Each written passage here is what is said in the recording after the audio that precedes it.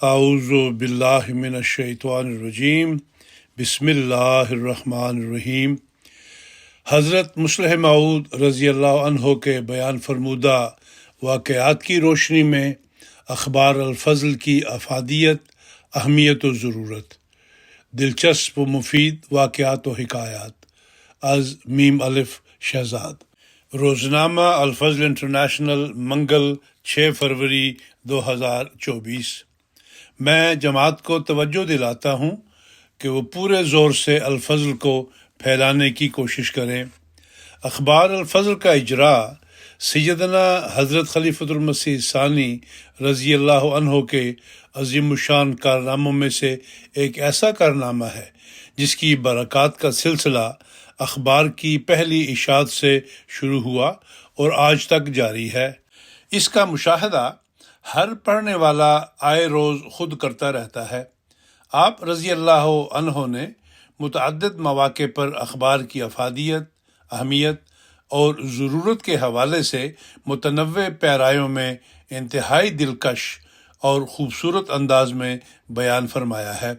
قارئین الفضل کے لیے بانی الفضل کے بیان فرمودہ ان پر اثر واقعات میں سے چند ایک پیش خدمت ہیں۔ زہر دے دیا تریاک پسند نہیں۔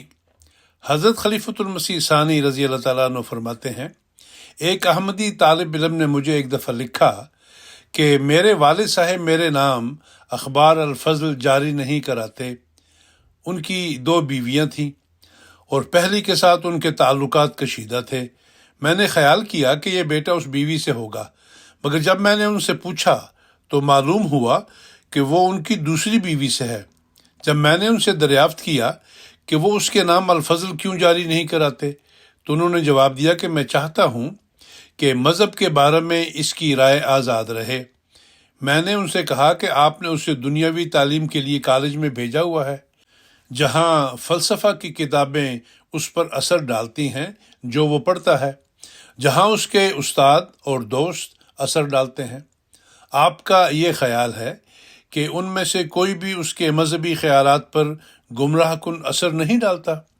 آپ نے اس کے لیے زہر کا انتظام تو کر رکھا ہے، مگر تریاک آپ کو پسند نہیں۔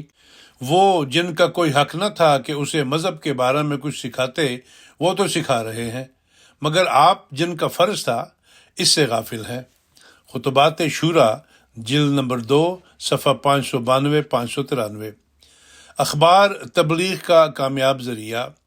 حضرت خلیفۃ المسیح ثانی رضی اللہ عنہ فرماتے ہیں، مجھے یاد ہے میاں شیر محمد صاحب جو بنگلہ کے رہنے والے تھے، انہوں نے بہت سے احمدی کیے۔ ایک دفعہ جب میں ان کے علاقہ میں گیا تو دوستوں نے مجھے بتایا کہ ان کے ذریعہ کئی آدمی احمدیت میں داخل ہوئے ہیں۔ میں نے جب ان سے گفتگو کی تو معلوم ہوا کہ وہ بالکل سیدھے سادے آدمی ہیں اور عمدگی سے بات تک بھی نہیں کر سکتے۔ آخر میں نے دریافت کیا کہ یہ کس طرح تبلیغ کرتے ہیں تو دوستوں نے مجھے بتایا کہ یہ یکا بان ہیں اور الحکم باقاعدہ منگواتے ہیں۔ جب کوئی مسافر ان کے یکا میں بیٹھ جاتا ہے اور یہ شکل و صورت سے پہچان لیتے ہیں کہ یہ لڑاکا اور بد مزاج نہیں تو اسے کہتے ہیں، ایک اخبار میرے نام آیا ہے، میں پڑھا ہوا نہیں، آپ مہربانی فرما کر مجھے پڑھ کر سنا دیں۔ اس پر انہوں نے الحکم نکال کر اس کے سامنے رکھ دینا اور اس نے سنانا شروع کر دینا۔ یہ ہاں ہاں ہوں کرتے جاتے اور نتیجہ یہ ہوتا کہ کئی لوگ یکا سے اترتے کہتے کہ یہ اخبار کہاں سے نکلتا ہے، اس میں جس مدعی ماموریت کی باتیں لکھی ہیں اس کا پتہ ہمیں بھی بتاؤ تاکہ ہم اس سے ملیں، اور اس طرح کئی آدمی ان کے ذریعہ احمدیت میں داخل ہو گئے۔ اب وہ پڑھے ہوئے نہیں تھے، مگر انہوں نے اس لیے اخبار منگوانا ترک نہیں کیا کہ جب میں نہیں پڑھ سکتا تو اخبار منگوانے کا کیا فائدہ ہے، بلکہ وہ برابر اخبار منگواتے رہے، اور انہوں نے سمجھا کہ پڑھے ہوئے تو اخبار کے ذریعے اپنا گھر پورا کر لیتے ہیں، میں اگر پڑھا ہوا نہیں تو اسی طرح ثواب میں شامل ہو سکتا ہوں کہ اخبار منگواؤں اور غیر احمدیوں کو پڑھنے کے لیے دے دوں۔ مصری صاحب کے خلافت سے انحراف کے متعلق تقریر، انوار العلوم جلد 14 صفحہ نمبر 3۔ نیز فرمایا، میں نے کئی دفعہ سنایا ہے کہ ہمارے ایک دوست شیر محمد یکا بان ہوتے تھے۔ وہ کاٹ گھڑ کے رہنے والے تھے، انہوں نے 100 سے زیادہ احمدی کیا تھا۔ ان کی تبلیغ کا یہ طریق تھا کہ وہ الحکم منگوایا کرتے تھے۔ وہ ان پڑھ تھے لیکن الحکم جیب میں ڈالے رکھتے تھے، اور جو آدمی پڑھا لکھا یکا میں بیٹھتا اسے کہتے بھائی جی مجھے یہ اخبار پڑھ کر سنائیں۔ وہ شخص الحکم پڑھنا شروع کرتا اور اس پر اثر ہونا شروع ہو جاتا، اور یا تو وہ سخت مخالف تھا اور یا پھر گھر پہنچ کر لکھتا مجھے پتہ لکھوا دو، میں نے بھی یہ اخبار منگوانا ہے، اس میں بہت اچھی باتیں ہیں۔ وہ پھر تھوڑے دنوں کے بعد آتا اور کہتا کہ میری بیعت کا خط لکھ دو۔ اس طرح انہوں نے 100 سے زیادہ احمدی کیے۔ متفرق امور، خطاب فرمودہ جلسہ سالانہ 27 دسمبر 1958 بمقام ربوہ انوار العلوم، جلد نمبر 26 صفحہ نمبر 399۔ علم کی ایک بات بھی اخبار سے مل جائے تو سمجھو قیمت ادا ہو گئی۔ حضرت خلیفۃ المسیح ثانی رضی اللہ عنہ فرماتے ہیں، ہمارے ہاں ایک جاہل شخص ہوا کرتا تھا۔ حضرت خلیفہ اول اس کے بہت پیچھے پڑے رہتے تھے کہ تو نمازیں پڑھا کر، اور آپ چاہتے تھے کہ اسے کچھ نہ کچھ دین کی واقفیت ہو جائے۔ حضرت مسیح موعود علیہ الصلوۃ والسلام کا ایک بہت پرانا خادم تھا، اس کا وہ بھتیجا تھا۔ ایک دفعہ وہ بازار سے 8 آنے کا گھی لایا جو بلا کھا گیا۔ اسے پتہ لگا تو اس پر جنون سوار ہو گیا۔ وہ لٹھ لے کر بلے کے پیچھے پیچھے بھاگا، یہاں تک کہ اس لٹھ سے اس نے بلے کو مارا اور چھری سے پیٹ چاک کر کے اس کی انتڑیوں سے گھی نچوڑ کر رکھ لیا۔ کسی نے پوچھا کہ سناؤ گھی مل گیا؟ وہ کہنے لگا آدھ سیر کی بجائے 10 چھٹانگ گھی نکلا ہے۔ ہمارے یہ دوست بھی اخبارات سے 10 چھٹانگ گھی ہی نکالنا چاہتے ہیں اور خواہش رکھتے ہیں کہ ایک آنا خرچ کر کے انہیں 5 پیسے کی خبریں مل جایا کریں۔ حالانکہ اگر کسی کو علم کی ایک بات بھی اخبار سے مل جاتی ہے تو اسے سمجھ لینا چاہیے کہ اس کی قیمت اسے وصول ہو گئی، بلکہ ایک بات کیا اگر کام کی اسے ایک سطر بھی مل جاتی ہے تو اسے سمجھنا چاہیے کہ ایک آنا کی اس کے مقابلہ میں حیثیت ہی کیا ہے۔ بانی سلسلہ احمدیہ کوئی نیا دین نہیں لائے، انوار العلوم جلد 15 صفحہ نمبر 3۔ اخبار کا مطالعہ اور سفر کرنا ترقی یافتہ قوموں کا طریق ہے۔ حضرت خلیفۃ المسیح ثانی رضی اللہ تعالیٰ عنہ فرماتے ہیں، قوم کی ترقی کا اگر کسی شخص نے اندازہ لگانا ہو تو وہ 2 چیزیں دیکھ لے کہ وہ قوم کتنا سفر کرتی ہے اور اخبار کے ساتھ اس کو کتنی دلچسپی ہے۔ میں جب فلسطین گیا تو اس وقت یہودی سارے ملک کی آبادی کا 10واں حصہ تھے، اور 10واں حصہ عیسائی تھے، اور 80% مسلمان تھے۔ لیکن ریلوں میں نے سفر کر کے دیکھا تو یہودی ہوتا تھا قریباً 70%، اور عیسائی ہوتا تھا کوئی 15-20%، اور مسلمان ہوتا تھا 10%۔ میرے پاس ایک سفر میں ایک یہودی آیا، وہ ریلوے کا آفیسر تھا۔ میں تو اس کا واقف نہیں تھا، نہ پہلے کبھی ملا۔ معلوم ہوتا ہے یہودیوں نے ہماری بھی ٹوہ رکھی تھی۔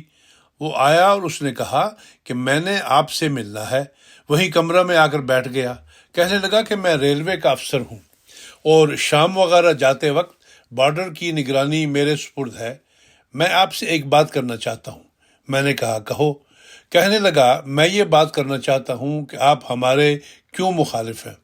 میں نے کہا تمہیں کس نے بتایا کہ میں مخالف ہوں؟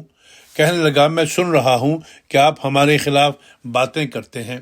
میں نے کہا مخالفت کروں یا کچھ کروں؟ اس وقت میں نے یہی بات کہی کہ میری مخالفت تم جانے دو، میں نے یہاں تو یہ نظارہ دیکھا ہے، چنانچہ ریل پر دیکھ لو۔ ابھی چلو اس وقت اگلے اسٹیشن پر۔ اس وقت گاڑی چل چکی تھی۔ جب اگلا اسٹیشن آئے گا اس وقت دیکھ لینا کہ ریل میں 70% یہودی بیٹھا ہوا ہے، 15% عیسائی بیٹھا ہوا ہے، باقی 10% 80% کا نمائندہ بیٹھا ہوا ہے۔ تو میں مخالفت کروں یا کوئی کرے، جب تک مسلمان اپنا نظریہ نہیں بدلیں گے، اپنے حالات نہیں بدلیں گے، اپنا طریقہ نہیں بدلیں گے، جیتنا تم نے ہی ہے، انہوں نے تو جیتنا نہیں۔ گھبراتے کس بات سے ہو؟ اور پھر یہی ہوا۔ آخر اس قوم میں جو باہر نکلتی ہے اور بھاگی پھرتی ہے، کوئی نہ کوئی بے کلی کی وجہ ہوتی ہے۔ یوں ہی تو نہیں لوگ اپنے گھروں سے باہر نکل کھڑے ہوتے، ان کے اندر ایک جوش ہوتا ہے، ایک ارج ہوتی ہے پیچھے سے کہ چلو چلو چلو، اور وہ چلو چلو کی ارج کے ماتحت چل پڑتے ہیں، اور پھر ان کا بچہ بڑا ہر ایک اس میں کام کرتا ہے۔ امریکنوں کو دیکھ لو، ساری دنیا کا سفر کرتے پھریں گے۔ پہلے انگلستان والے کرتے تھے اور اب ان میں کمی آ گئی ہے، اب امریکن ہیں کہ ساری دنیا میں گھومتے پھرتے ہیں۔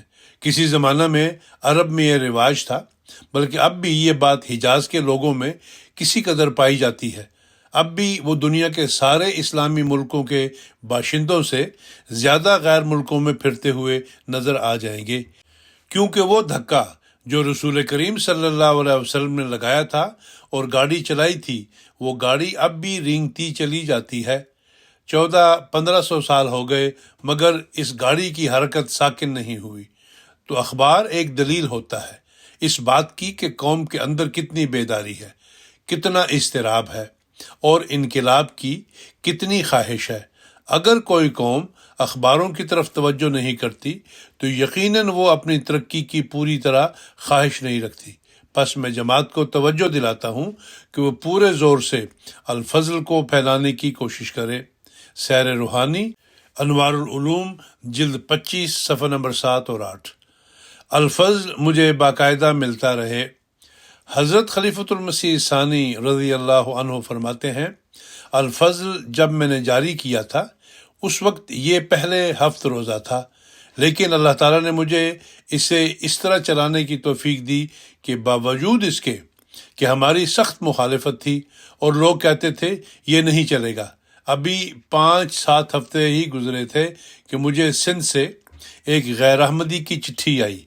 کسی نے اس سے مل کر تحریک کی کہ تم خریدار ہو جاؤ، اور وہ خریدار ہو گیا۔ کسی وقت ڈاک میں اس کا اخبار لیٹ ہو گیا تو اس کی مجھے چٹھی آئی کہ میں نوجوان آدمی ہوں، میں نے الفضل خریدنا شروع کیا ہے، اور مجھے جو اس سے محبت اور پیار ہے اس کا اندازہ آپ اس سے کر سکتے ہیں کہ 3 ہفتے ہوئے میری شادی ہوئی ہے، اور مجھے اپنی بیوی بہت پیاری ہے، مگر اس دفعہ اخبار نہیں پہنچا، اور میں یہ سوچتا رہا ہوں کہ اگر میری بیوی مر جاتی تو مجھے زیادہ صدمہ ہوتا، یا الفضل نہیں پہنچا تو اس سے زیادہ صدمہ ہوا ہے۔ تم اس سے اندازہ لگا سکتے ہو کہ کس قدر اس کو لگاؤ تھا۔ یہ تو ایک عام آدمی تھا، کہہ دو گے کہ شاید اس کو زیادہ واقفیت نہیں ہوگی، مگر اب ملک کے ایک چوٹی کے آدمی کا واقعہ سن لو۔ ابوالکلام صاحب آزاد انہی دنوں میں قید ہوئے، ان کے پاس یہ اخبار جاتا تھا۔ ان کے سیکٹری کی مجھے چٹھی آئی کہ ابوالکلام صاحب آزاد کو گورنمنٹ نے نظر بند کر دیا ہے۔ ان سے پوچھا گیا کہ ہم آپ کو ایک اخبار کی اجازت دیتے ہیں، تو انہوں نے صرف الفضل کی اجازت مانگی ہے اور کہا ہے کہ الفضل مجھے باقاعدہ ملتا رہے۔ تو اب دیکھو دوسرے لوگوں کے اوپر اس کا کس قدر اثر تھا۔ سیر روحانی، انوار العلوم، جلد نمبر 25، صفحہ نمبر 9 اور 10۔